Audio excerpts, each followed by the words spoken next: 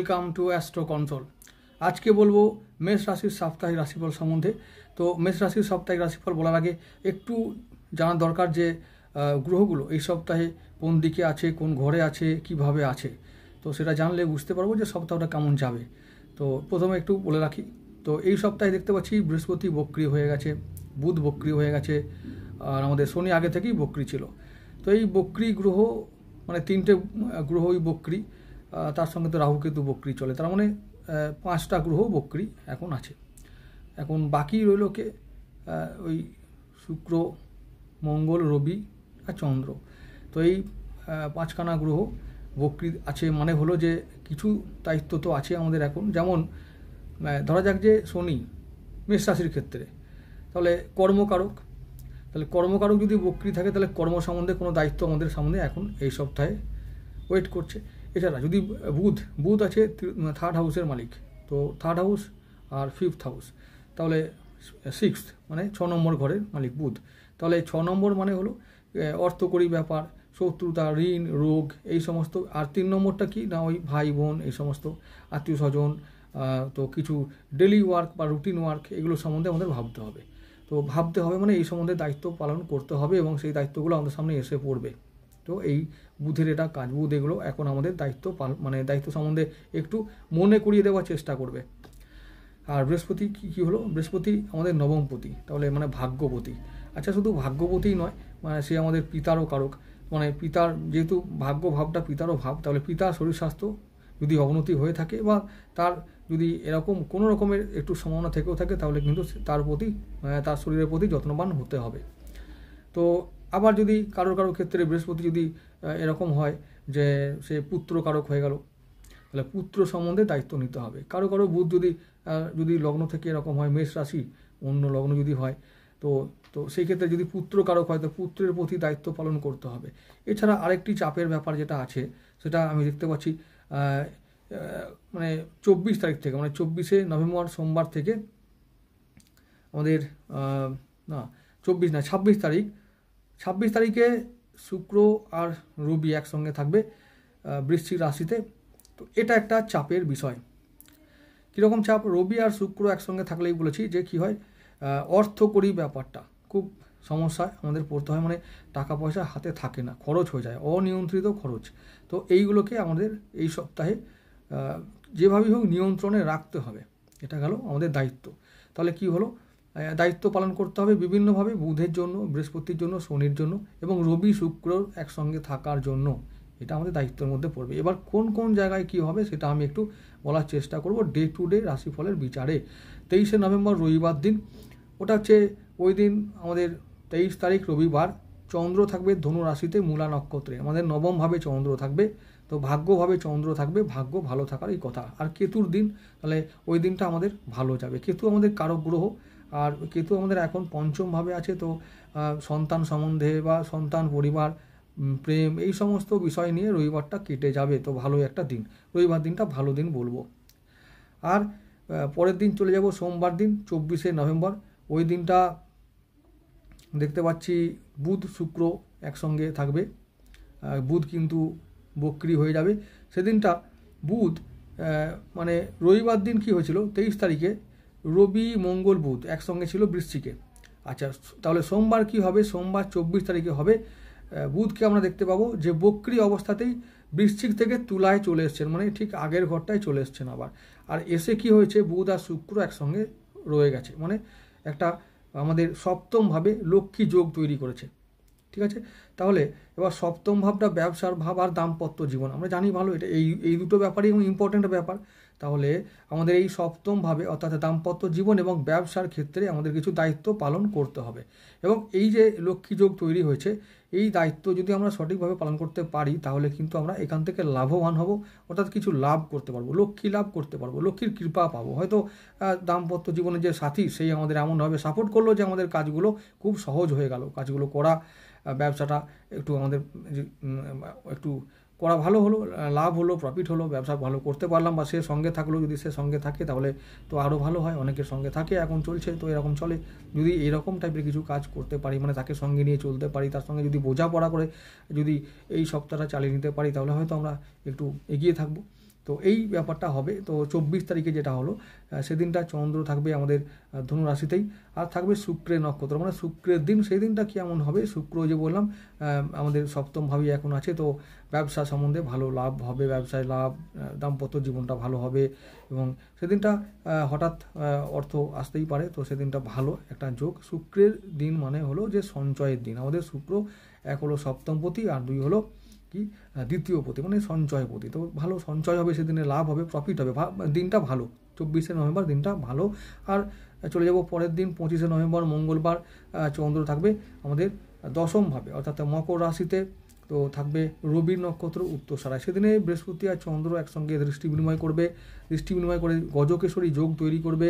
তো এই দিনটা কেমন হবে, তো এমনিতে রবির দিন আর গজকেশরী যোগের দিন, তাহলে কী হবে, লাভ হবে, লক্ষ্মী লাভ।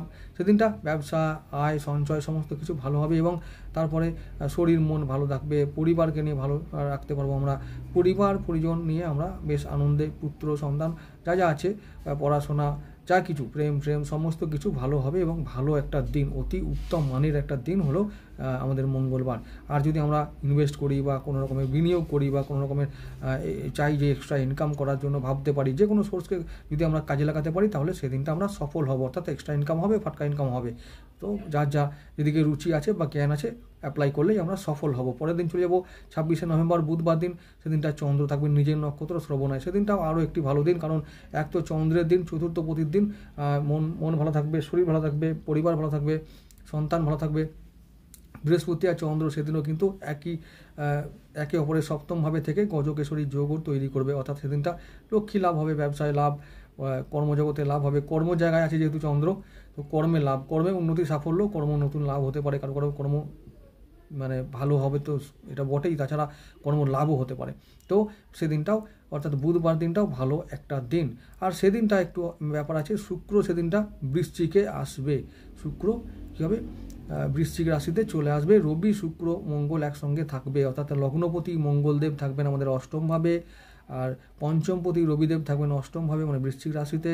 আর শুক্র আমাদের সপ্তম ও দ্বিতীয় পতি হয়ে আমাদের অষ্টমভাবে আসবে। তার মানে ওই বুধবার থেকে দাম্পত্য ও ব্যবসায়িক জীবনে একটু চাপ হতে পারে। চাপ হবে এই কারণেই যে শুক্র যা সুখের কারক এবং যা আমাদের অর্থকারক, সেই অর্থকারক গ্রহ চলে এলো।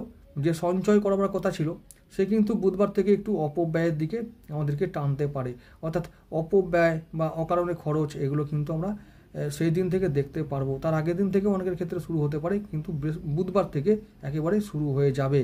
তো কীভাবে বাজে খরচ হতে পারে, সেই ব্যাপারে আমরা একটু চেষ্টা করব নিয়ন্ত্রণে রাখার। তবুও বলছি, যদিও ভালো দিন, তাই সেদিনটা ভালো কিছু লাভ হবে। গজকেশরী লক্ষ্মী যোগের দিন, তাহলে আমরা কিছু লাভও করব, ইনকাম করব, আর ফাটকা ইনকামের সুযোগও আছে, তাই বলবো ভালো একটা দিন। খরচ তো হবেই, খরচটাকে আমরা কী করব, ইনভেস্ট আকারে করব, ঋণ শোধের জন্য করব, পজিটিভ ব্যয়ের জন্য করব। এরকম করলেই আমরা ভালো আগামী দিন লাভবান হব। ব্যবসার জন্য যারা ইনভেস্ট করতে চাইছো, তারা এই সময় ওই দিন থেকে একটা প্ল্যানিং করতে পারো যে ব্যবসার জন্য আগামী দিনে কী করে ইনভেস্ট করলে ব্যবসাটা বাড়বে। কারণ কি, সপ্তমপতি অষ্টমে, মানে হলো যে ক্রাইসিসটা আসবে, কিন্তু ক্রাইসিসটা কী করে আগামী দিনে ম্যানেজ করব, এবং সেটাকে আগামী দিনে কী করে আমরা সেটাকে আমাদের ফেভারে নিয়ে এসে আমাদের অর্থনৈতিক অবস্থা এবং ব্যবসাটাকে ভালো করে দাঁড় করাতে পারবো, সেই বিষয়ে কিন্তু ভাবতে হবে। আবার অনেকে দাম্পত্য জীবনে যদি কোনো ইস্যু থাকে, তাহলে সেটাও কিন্তু মাথা চাড়া দিয়ে দেখা দিতে পারে। সেগুলোকে একটু কেয়ারফুলি হ্যান্ডেল করতে হবে। বুধবার দিন এইগুলো থেকে শুরু হবে, ওই দিন থেকেই। তো 27 তারিখে চলে যাবো, 27 নভেম্বর বৃহস্পতিবার। ওই দিনটা হচ্ছে যে ধনিষ্ঠা নক্ষত্রের দিন। চন্দ্র থাকবে সেই আমাদের দশমভাবেই মকর রাশিতে, মঙ্গলের দিন, মানে আমাদের লগ্নপতির দিন। কেমন হবে, কর্মে উন্নতি, কর্মে সাফল্য, কর্মে জোর পাবো, আত্মবিশ্বাস পাবো, পরিবার, শরীর, মন ভালো থাকবে, আয় সঞ্চয় ভালোই হবে, কর্মে উন্নতি, কর্মে বাধা দূর হবে। তো এটা একটা ভালো দিক, তো ভালো একটা ব্যাপার। আর সেদিনটাও চন্দ্র সেই আগের মতনই বৃহস্পতি আর চন্দ্রের সঙ্গে দৃষ্টি বিনিময় করবে, একে অপরের সমসপ্তমে থেকে গজকেশরী যোগ তৈরি করবে। তাহলে কেমন হতে পারে, গজকেশরী যোগ মানে বলেছি লক্ষ্মী যোগ, লক্ষ্মী লাভ। তাহলে কী হবে, দিনটা ভালো। লগ্নপতির দিন মানে ধনিষ্ঠা নক্ষত্র, মানে অধিপতি মঙ্গল, তাহলে মঙ্গলের দিন, সব কিছু মঙ্গলময় হবে। তাহলে এই সপ্তাহে কি হলো, সোম, মঙ্গল, বুধ, বৃহস্পতিবার পর্যন্ত আমাদের ভালো একটা দিন আমরা দেখতে পাচ্ছি। 4টে দিনই ভালো গেল। রবিবারটাও খারাপ ছিল না, রবিবারটাও কেতু নক্ষত্রের দিন ছিল, মূলা নক্ষত্র, সেটাও ভালো দিন। এবং নবম ভাব ও দশম ভাব চন্দ্র এতদিন পর্যন্ত কভার করলো। এরপরে আবার চলে যাবে চন্দ্র শুক্রবার দিন, মানে 28 নভেম্বর শুক্রবার দিন চন্দ্র চলে যাবে রাহুর কাছে, শতবিশা নক্ষত্রে রাহুর সঙ্গে থাকবে। তো সেই দিনটা একটু চাপের দিন হবে, কারণ সেদিনটা রাহুর দিন। কী হতে পারে, রাহুর দিনে মন খারাপ হতে পারে, রাহু চন্দ্র একসঙ্গে থাকলে গ্রহণ দোষ হবে, মানে সেদিনটা মানে পরিবারে একটু বিবাদ হতে পারে, মানসিক অশান্তি, পারিবারিক অশান্তি। তো এবং সেটা যেহেতু আয়ভাবে হচ্ছে, তাহলে কি হবে না, আয় কেমন হবে বা কেমন সঞ্চয় করতে পারবো, কাজ কেমন হবে, প্রফিট কেমন হবে, লাভ কেমন হবে, সমস্ত বিষয় সেটা যার যেমন লাভ চাইছো। কেউ শিক্ষা লাভ করতে চাইলে শিক্ষার দিকে, কেউ যদি টাকা লাভ করতে চাইছো তো টাকা লাভের দিকে, রোজগার, অর্থ, মান সম্মান, যার যা ইচ্ছা সেই লাভের ক্ষেত্রে একটু সমস্যা আসতে পারে যা কিছু করতে চাইছো। একজন যদি স্টুডেন্ট হয় তাহলে কী হবে, সে চাইছে যে বিদ্যা লাভ করতে, তার বিদ্যা লাভে বাধা আসতে পারে, সে মনোসংযোগ করতে বাধা পাবে, যেহেতু রাহু চন্দ্র একসঙ্গে থেকে গ্রহণ দোষ তৈরি করবে। তো তার মন চঞ্চল থাকবে, সে ভুল সিদ্ধান্ত নেবে, ভুল কাজ করবে, তার ফলে কী হবে, যেটা হবার ছিল সেটা হবে না।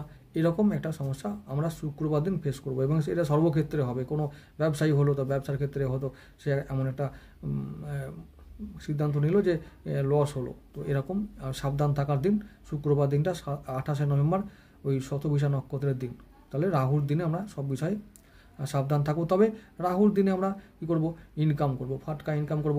যদি কেউ পারো তো টিকিট কাটবে, কেউ পারো তো শেয়ারে ইনভেস্ট করবে, তাহলে প্রফিট আসবে। তো এই আর যেহেতু একাদশে রাহু আছে আর চন্দ্র জুটেছে, তাহলে কিছু টাকা ঘরে আসতে পারে। কি টাকা না, ফাটকা টাকা। ও টাকাটা থাকবে কি না জানি না, কিন্তু আসবে সেদিনে। এই কারণ থাকবে না এই কারণে, মানে থাকার চান্সটা এই কারণেই কম বলছি যে রবি শুক্র একসঙ্গে আছে এখন। তো এই অষ্টমভাবে রবি শুক্র এই যে কম্বিনেশনটা হয়েছে, এটা ভালো না, এটাকে মানে অপব্যয় বা অকারণ খরচের একটা যোগ বলা হয়। তবুও বলছি যে খরচ হবে বলে আমরা ইনকাম করতে তো কোনো বাধা নেই। তো ইনকাম করতে কেউ বাধা দেয়নি, দেবে না, তো করব।